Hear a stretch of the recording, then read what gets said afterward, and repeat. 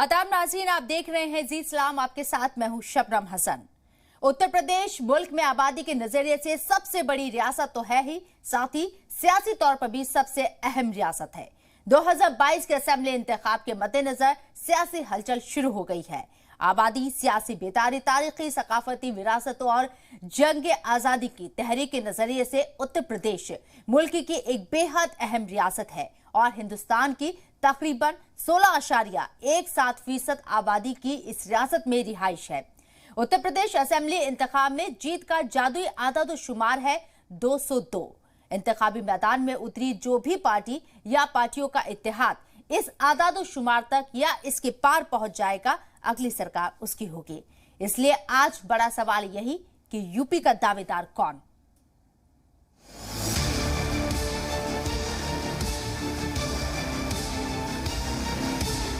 क्या सपा रहती बनाती, क्या ओवैसी रहते तो क्या मंदिर बनाते।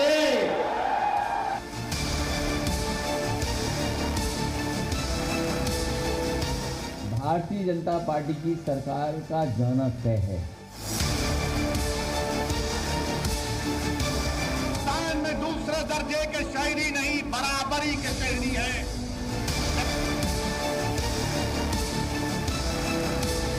रुकिए मत, डरिए मत, आगे बढ़ना है, मजबूती से बढ़ना है और चुनाव को जीतना है।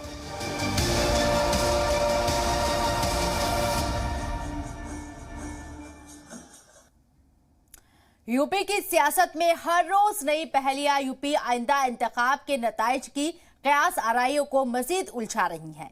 सियासी जमातों के सरबराहान का एक दूसरे के ऊपर जुबानी तीर, दिग्गजों के दरमियान हमलों जवाबी हमलों का दौर और दल बदल लीडरान की दल बदलू सियासत जारी है। दरअसल आज भी बीजेपी और बीएसपी के कई लीडरान समाजवादी पार्टी के सरबराह अखिलेश यादव की मौजूदगी में पार्टी में शामिल हो गए। इस दौरान अखिलेश यादव जमकर बीजेपी पर हमलावर हुए। उन्होंने कहा कि बीजेपी के गलत फैसले से मईशत बिगड़ गई है। बेरोजगारी को लेकर उन्होंने सीधे तौर पर बीजेपी हुकूमत से सवाल दागते हुए पूछा कि बीजेपी सरकार बताए कि अब तक कितने लोगों को नौकरी दी गई है। साथ ही नाइंसाफी और यूपी के कानूनी निजाम पर अखिलेश ने हमलावर होते हुए कहा कि जब तक बीजेपी सरकार है तब तक किसी को इंसाफ नहीं मिल सकता। उन्होंने मजीद कहा कि ट्रिपल इंजन के सबब यूपी का कानूनी निजाम बेहद खराब हो गया है।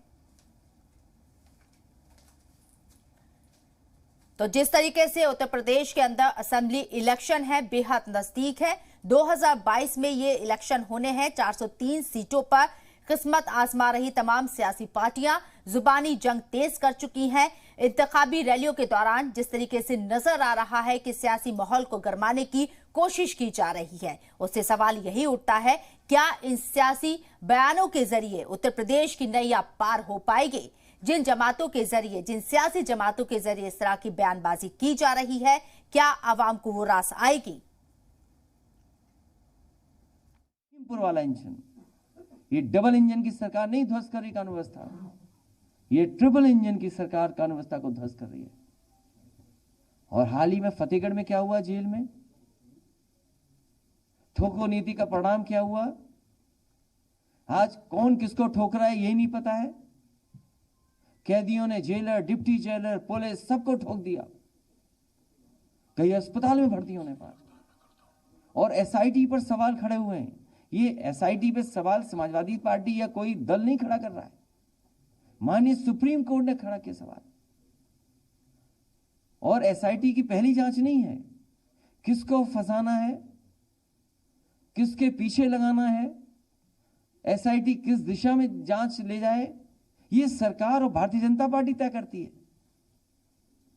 आखिरकार एसआईटी की अपनी जांच कब होगी, उसकी मॉनिटरिंग कौन करेगा? भारतीय जनता पार्टी ये भी बताए, और खासकर मुख्यमंत्री जी ये बताएं जो बड़े बड़े होर्डिंग लगा रखे हैं दिल्ली में, कि आपने इतने बड़े पैमाने पर बेरोजगारी फैलाई है, कितनों को नौकरी आपने दी है। लॉकडाउन से, और जिस तरीके से लॉकडाउन किया गया, न जाने कितने मजदूरों को अपमानित होना पड़ा, जान चली गई। उसके लिए सरकार क्या कर रही है? भारतीय जनता पार्टी को अपनी उपलब्धियां बतानी चाहिए कि उन्होंने 4.5 साल में क्या काम किया है। लगता है यूपी में ओवैसी मियां की दाल नहीं गल रही है। ओवैसी को समझ नहीं आ रहा है कि वो यूपी में 100 सीटों पर लड़े या फिर कम पर, लेकिन ओवैसी मियां की एक दिली तमन्ना जरूर है कि वो यूपी में वजीर आला योगी को शिकस्त देना चाहते हैं। देखिए खास रिपोर्ट।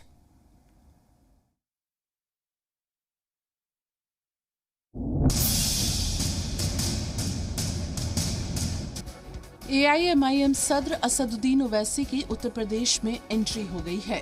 इस साल ओवैसी ताबड़तोड़ तशहीर कर रहे हैं। हालांकि 2017 के इंतखाब में उनकी पार्टी कोई सीट नहीं जीत पाई थी। AIMIM ने 38 सीटों पर अपने उम्मीदवार उतारे थे, लेकिन 37 सीटों पर जमानत जब्त हो गई थी। बिहार में 5 सीटें फतेह करने के बाद यूपी में उनकी एंट्री चर्चा का बायस बनी हुई है। कयासराई की जा रही है कि उनकी पार्टी इस बार BSP के साथ इत्तेहाद कर सकती है, लेकिन फिलहाल ओवैसी यूपी के वजीर आला योगी आदित्यनाथ पर जमकर हमलावर होते नजर आ रहे हैं। यूपी के वजीर आला योगी आदित्यनाथ ने नकल मकानी पर अपने दर्द को बयां करते हुए कहा था कि ये हमारे लिए सियासी मुद्दा नहीं है, बल्कि हमारे लिए आन बान शान का मुद्दा है। सीएम योगी के इस बयान पर AIMIM सरबराह असदुद्दीन ओवैसी ने जवाबी हमला करते हुए कहा कि ये अफसोस की बात है कि वजीर आला मुजफ्फरनगर के फसादात को मुल्क के लिए आन बान और शान कहते हैं। मुजफ्फरनगर का दंगा देश के लिए आन बान शान, ये मुख्यमंत्री कहते हैं। बड़ी ही अफसोस की बात है कि भारत के विभाजन के बाद अगर 50,000 लोग अपने घर से बेघर हुए तो मुजफ्फरनगर कांड के बाद हुए, और ये मुख्यमंत्री उसको आन बान शान से जोड़ता है। AIMIM सरबराह असदुद्दीन ओवैसी यूपी इंतखाब को लेकर खूब माथापच्ची कर रहे हैं। ओवैसी को समझ नहीं आ रहा है कि जब वो रैली करते हैं तो उस वक्त तो मुस्लिम हामियों की जबरदस्त भीड़ होती है, लेकिन जब जमीन पर मुस्लिम वोटों की नब्ज पकड़ने की कोशिश करते हैं तो पता चलता है कि अभी भी यूपी के मुस्लिम वोटर्स ओवैसी की AIMIM पार्टी पर दांव लगाने से हिचक रहे हैं। अब ऐसे हालात में ओवैसी को समझ में नहीं आ रहा है कि वो यूपी में 100 सीटों पर लड़ें या कम पर लड़ें या फिर 100 से ज्यादा सीटों पर इंतखाब लड़ें। असल में ओवैसी 100 सीटों पर यूपी असेंबली इंतखाब लड़ने से हिचकते नजर आ रहे हैं, क्योंकि अभी तक उनके जितने भी मजनू थे वो समाजवादी पार्टी के मुखिया अखिलेश यादव के पाले में जाते नजर आ रहे हैं। अब ऐसे में ओवैसी 100 सीटों पर यूपी असेंबली इंतखाब किसके दम पर लड़ेंगे, ये एक बड़ा सवाल है। हमारे party president, state party president ने ये फैसला लिया है कि हम 100 विधानसभा की सीट पर लड़ने की तैयारी कर रहे हैं। अब देखते हैं क्या होता है। ओवैसी शुरू से ही कहते आ रहे हैं कि वो सीएम योगी को दोबारा यूपी का वजीर आला नहीं बनने देंगे, लेकिन योगी जिस अंदाज में नजर आ रहे हैं उससे वाज़ेह है कि ओवैसी के लिए योगी को शिकस्त देना थोड़ा मुश्किल है। अराजकता की स्थिति पैदा करेगा, दंगा भड़काने का प्रयास करेगा, तो उसकी आने वाली कई पीढ़ियां भूल जाएंगी फिर कि कैसे दंगा होता है और कैसे सुरक्षा के साथ खिलवाड़ होता है। सियासी जमातों के लिए यूपी की इंतखाबी जंग टेढ़ी खीर बनती जा रही है। कौन किस पार्टी के साथ इत्तेहाद करेगा, कौन सी पार्टी किस पार्टी का पाला छोड़कर दल बदलेगी और दल बदलू लीडरान का ऊंट किस करवट बैठेगा, और ये 2022 के इंतखाबात के नताइज को कैसे मुतासिर करता है, ये देखने वाली बात होगी।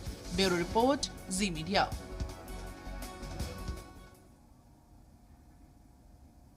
निषाद पार्टी के सदर डॉक्टर संजय निषाद सुर्खियों में है।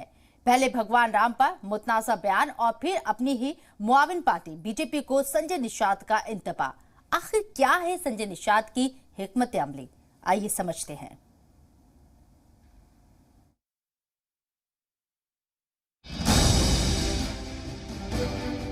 निषाद पार्टी के सदर डॉक्टर संजय निषाद ने भगवान राम को लेकर मुतनाज़े बयान दिया है।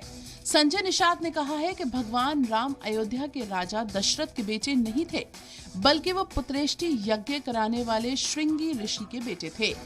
राम और निषाद राज का जो जन्म है वो मखौड़ा घाट पर नियोग पुत्रेष्ठ कामी यज्ञ में नियोग विधि से खीर खिलाने के बहाने हुआ।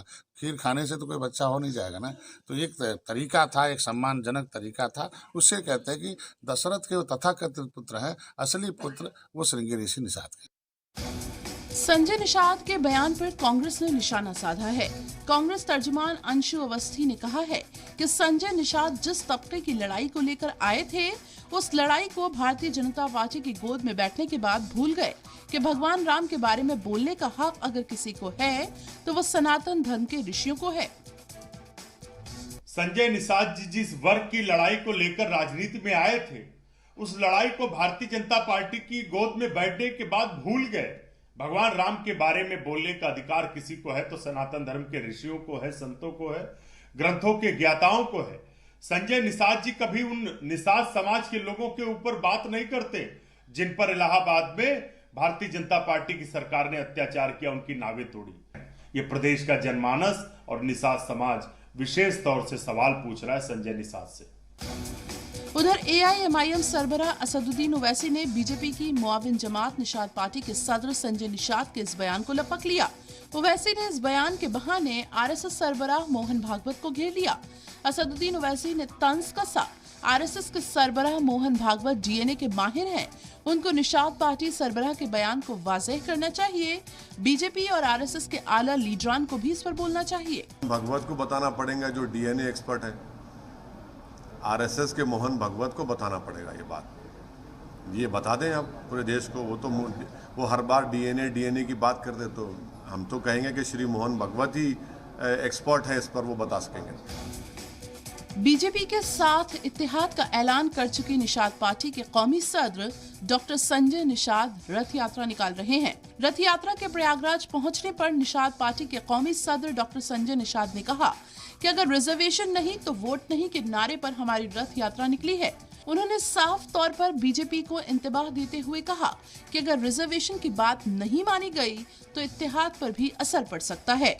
उन्होंने कहा कि अगर रिजर्वेशन नहीं मिला तो इत्तेहाद पर बिल्कुल तबादला ख्याल होगा। उन्होंने बताया कि रिजर्वेशन को लेकर 9 नवंबर से हर जिले में एहतजाज किया जाएगा। 29 नवंबर को विशाल आरक्षण महारैली रामा देवी पार्क में होगी।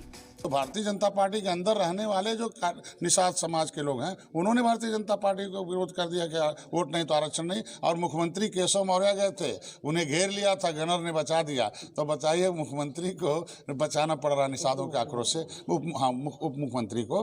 तो हमारे जैसे लोग जो सामान्य जो है, निश्चित रूप से हमारे लोगों ने विचार किया तो पार्टी बनाई, विचार किया, एक विधायक बनाया 2017 में, विचार किया 2018 में लड़ा, विचार किया मैं मोदी जी की सहायता है। अगर आरक्षण नहीं मिला तो फिर गठबंधन विचार होगा, हमारा सामान्य निर्णय लेगा, वो करेंगे।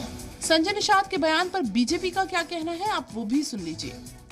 उत्तर प्रदेश की डबल इंजन की सरकार, योगी आदित्यनाथ की सरकार ने गांव, गरीब, किसान, नौजवान और महिलाओं के लिए काम किया है।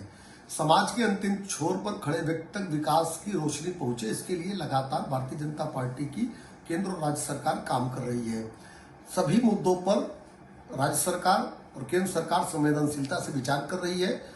गरीबों का कल्याण हो और गरीब तक सरकारी सुविधाएं और राहत पहुंचे, इसके लिए प्रतिबद्ध है भारतीय जनता पार्टी की सरकार।